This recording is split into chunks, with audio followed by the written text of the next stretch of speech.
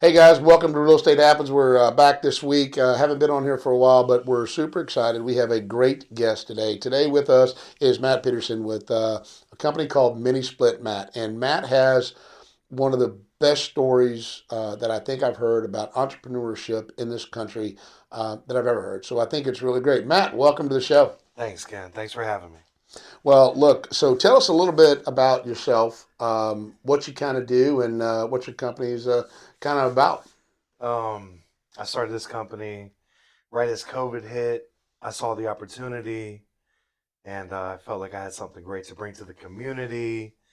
And it wasn't easy. But once I figured out that it was more of not a job, not a career, but a calling, I was called to deliver a product that was reliable, affordable, dependable, and just a wonderful product. It's amazing. So my nephew calls me one day, and I'm like, "Hey, man, I'm getting ready to put some stuff in my garage, and I'm going to put a mini split in because I already had one in my house that somebody else did. So you still have to come by and look and make sure that guy did that shit right, Okay. right? Because I'm a little concerned that I'll for be right there. Yeah, I know you will. So I called him. I was like, "No, you got to call this guy Mini Split Matt." I'm like, "Mini Split Matt, what the fuck is going on with this, right? Mini Split Matt, right?" Man, he gets a hold of me. He comes out to the house. He puts in this entire system in like 3 or 4 hours, and it's installed perfect. I mean, it's just perfect. Your guys that you sent out, right? They were so professional, so respectful. They just really did a great job. But the one thing that really I appreciated, right, is the job was all done, and I'm like, hey, is this thing Wi-Fi capable? And you never missed a beat. You went, absolutely, stand by. And I'm like, okay, I don't even know what the hell that means. Absolutely stand by. He didn't tell me how to do it. I'm thinking, well, maybe he's going to come out. The man goes on to Amazon and finds an adapter that will make this thing Wi-Fi enabled. Not only does he buy it for me, but he has it Ubered to my house so that I would have it quickly as possible. That was pretty, and that thing works great, man. Yeah. It's not that hard. It works fantastic. Yeah. Shout out to Uber. Shout out, yeah. Shout out to my nephew who Yeah. works at Uber. So he's Yeah. not an Uber driver. Yeah. He does some shit up in New York. I don't know what all he does, but then Matt comes in and does a presentation on mini splits and residential real estate and commercial real estate for all my agents. And Matt, that was just such a great day. What I'd love for you to kind of do now, just take us through your story, man. Take us through your background. Let's go back. How far do we need to go back to get you We can go before? back as far as you want to go, Ken. Well, let's go back to It's a long story, but I mean, here. let me Little hear teaser. some of Little the. teaser. Little teaser. Let's go back just prior to you being arrested. Okay. Let's do that. Go ahead, Matt. Take it away. Tell us all about it. We were. It's a crazy story, but we were dealing with some marijuana when it was illegal, and we saw an opportunity in the marijuana market at the early age of I was 22 years old, and we just started shipping it through FedEx and UPS and 25, 50 pounds a day, and we were making ten to $15,000 a day off of these boxes, and it was just unbelievable. The money was crazy, and we couldn't stop. There was no stopping it, and I mean that type of money in your 20s is absolutely insane. So that kind of conditioned me for the next 10 to 20 years, but um, yeah, so I was a great businessman. I was always on time and didn't, didn't miss a beat. But the packages came and everything was good until it wasn't. And then one time the package came and we got locked up and caught a case and wound up doing 10 years in the federal system. I know that sounds like a lot of time for some sort of miscellaneous drug charge, but when you cross state lines and you start dealing with the federal government, you have a mandatory minimums and all sorts of things like that you get, pencil whipped for, so to speak. And yeah, so it was all good until it wasn't. And yeah, I think it's amazing. I mean, I don't think a lot of people think about this. I mean, it was marijuana. It's not that big a deal, but you have to have a certain level of hustle and dedication to put, and at 22 years old, to put together something where you're making that kind of money. And it takes a lot of organization and it takes a lot of things. I'm not saying it was right at the time, no, hmm, but I think you were able to translate that work ethic, right, yeah, into what you're doing now. right, And that level of customer service, I think you said to me one time, you said, hey, listen, if you want to learn customer service, have somebody that wants their drugs, Yeah. and not provided on time. You get your ass handed to you, right? Yeah, hell yeah. So a couple things that come to my mind off the top is this. One, I flew to Atlanta, I flew to Tucson, Arizona, and I flew out to California. And when I flew out there with $25,000 cash, and I didn't know where I was going to plug into. I just knew that they had the price. The price was right. Because guess what? Just like real estate, you win when you buy. So I'm going to win on the front end of this deal. So I'd buy 10, 20 pounds of weed, whatever, 450 a pound. They go back east, is what they call it out west. Back east, they go for 12. So if I get it for 450 times 100 is 45,000. 45,000 to 120,000. Anyways, it's easy math. So I got caught up in that. We were shipping and dropping and doing all sorts of shit, and it was great money. But at the end of the day, on June 7th, 2007, that was it for me. That was the beginning of transforming into a real businessman. And I got 10 years. I got 10 years in federal system, and I went in there like a real fucking pro. Showed up, didn't know what to do, but I looked for that first guy, and that first guy jumped out there. I whooped his fucking ass, and I set an example. And I'm not a small guy by any means, but he jumped out there. His name was Spooky G from Kansas City. He was like a blood and all this other shit, but he called me a coward, so I whooped his fucking ass in front of everybody. So from that day forward, it was known, don't fuck with Fat Pat. If Fat Pat was in there getting by off of a fucking paperclip. And that's another story in itself. Fat Pat's Radio Shack. So any business that I've been in from the young age of cutting grass or stealing car stereos or any sort of bullshit that I was involved with, it was always a niche market. So I realized this recently, whether it was Matt Pat, where the weed at, or Fat Pat's Radio Shack, well now it's fucking Mini Split. And that shit is legit, and we're getting more money than crack. So it's crazy, and this is my calling. So now I get to give these systems with the best customer service in the world to the community. It's not illegal. It's 100% legal. God blessed me with this calling, and here I am to deliver this product. You can even pay at closing.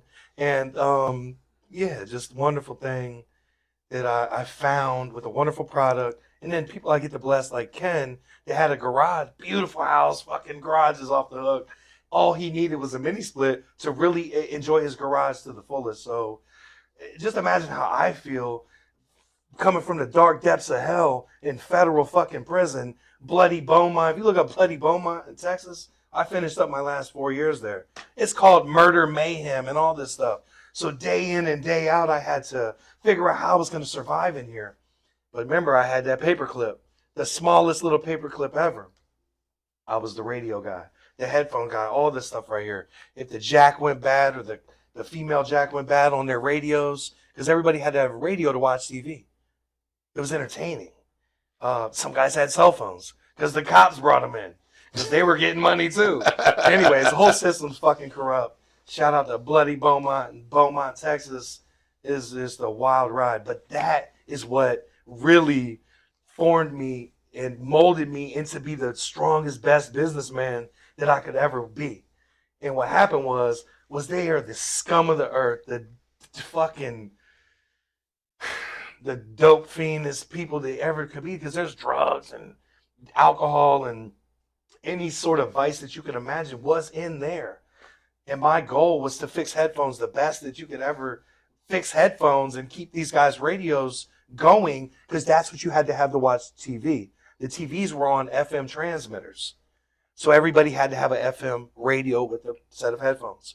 So I fixed it with a paper clip, a flame that I lit with a battery and a piece of tinfoil, kept the flame going. It was like petroleum jelly in like a tinfoil can or whatever, aluminum can. And I was able to solder, got the solder from the plumbing guys, plumbing and a little bit of flux.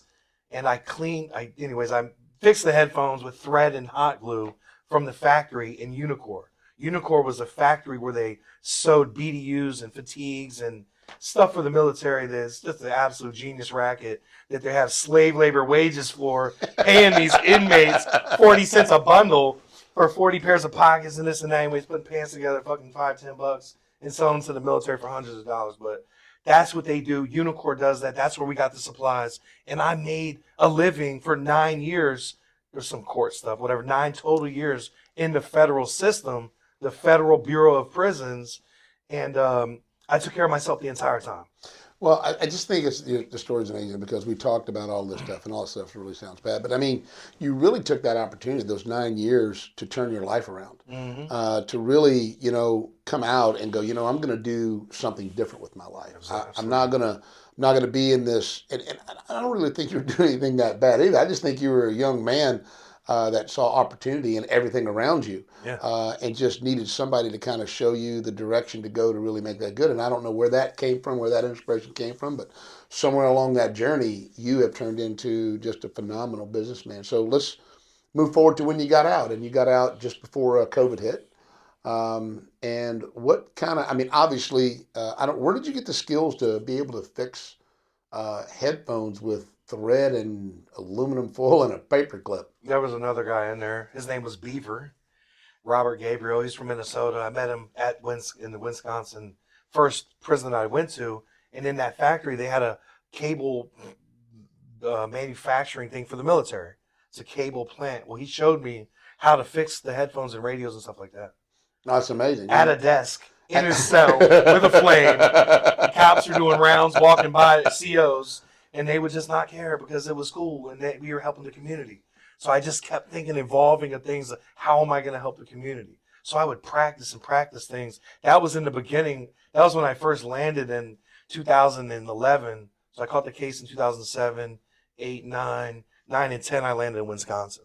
That's amazing. Yeah, because they move you around and you meet different people, different things everywhere. So you do your time, you get out. What happens next? So I got out 2016 October, and I went to the print shop, and I was at the print shop with Print Shop Steve, printrepublic.net. Thousands of T-shirts a day. They're printing everything, especially this one right here. This is our iconic image. Love that. With the mini split, Marilyn Monroe. But anyways, so yeah, Print Shop Steve gave me a little shot, so I was there for 2 months. But I'm printing shirts for electrical HVAC, and then guys would come in and be like, "Man, you're tripping, man. You need to come do what we're doing. There's real money in HVAC. You need to get out of here. This is crazy. How much you making here? $400 a week." And he was giving me that. Like I wasn't even earning $400 a week. So thanks, Steve. Once again, love you. But anyways, he pulled me out of there. My friend Joe Moss, who owns Rescue Air, he came in. He pulled me out of there, got me a job at the time at American Mechanical, when it was still a privately owned company by the guy John. And I got a job there. I went to the interview. He asked me what my favorite football team was. I don't have a favorite football team, but I do just say the Redskins because we're in this area. So he's like, "Yeah, you got the job, $12 an hour." So that's when I learned out all the parts and all the stuff. But I was a plumber because I was good at digging ditches. Right. That's what they said I was going to do when I grew up anyway, was dig some ditches. So I had to get that out the way. So I dug a couple ditches and learned all the parts and understood business. But Joe wound up getting fired on Christmas Eve because his Christmas bonus was going to total up to like 20 or 25 grand. And so he got fired, and I'm a loyal person. Straight up, I'm a very extremely loyal person when it comes to any sort of things like that. So he got fired. Well, I quit, and then I went to work for Steve Conyers at Conyers Electrical, where they were blowing this company up from nothing to 30 guys, whatever matter of time. So I was still learning everything. So the first 2 years, I learned everything. I hopped out, learned electrical, HVAC, gas, plumbing, just everything, generators, tankless water heaters, mini splits. Well, they sent me on a mini split with this guy off Mount Pleasant.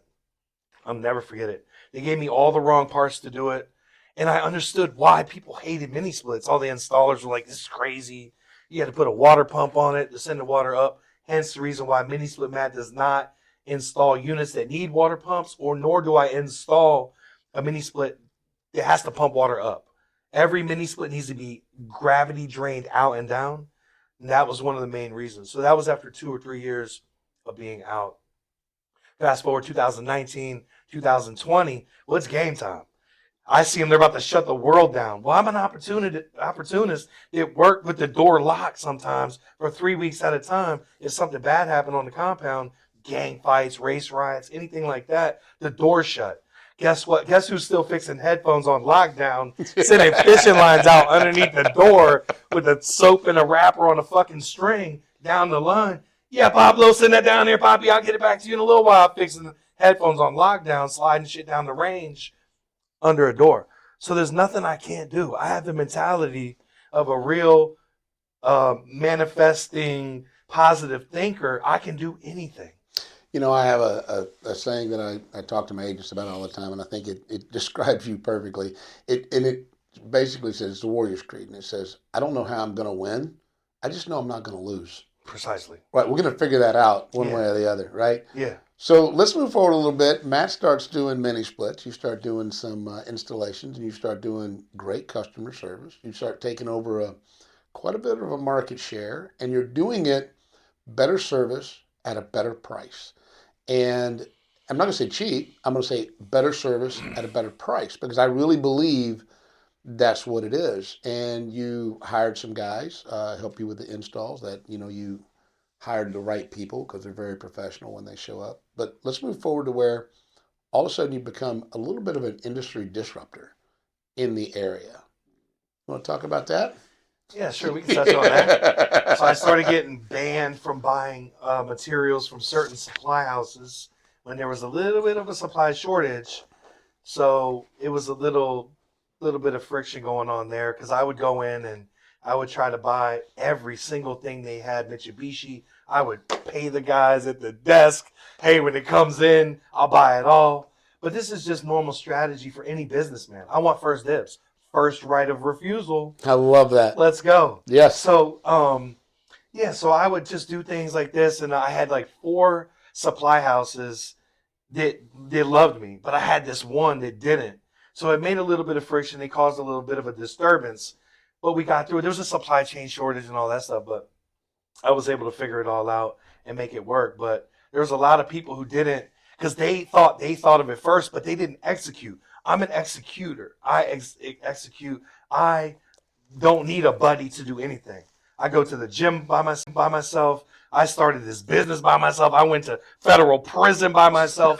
And when I was in the joint and when I was out there doing that, I didn't call. It was so depressing to call somebody and ask them for $25 and nobody would send me a damn dime except for my mom. And I could get emotional right now about that. My mom barely had $25 to send me. But you know what I did this summer? I sent mom on that cruise. Oh. Yeah, I fixed her car for her. And I did all these things for mom this year. And it felt so great to be able to give back to mom and the community. So what's amazing about this, and then look, he's one of the most successful when it comes to mini splits in this area. There's nobody holding the light to him. So much so that you're starting to franchise out in other states, Yep. right? So you franchised out now to where? Tampa, Florida. Tampa, Florida, right? God knows they need them, right? Yes. How's that going? It's going pretty good. Shout out to Trey Maddox. Trey Maddox, good friend of mine, came to me by way of Thrash TV. He's a comedian.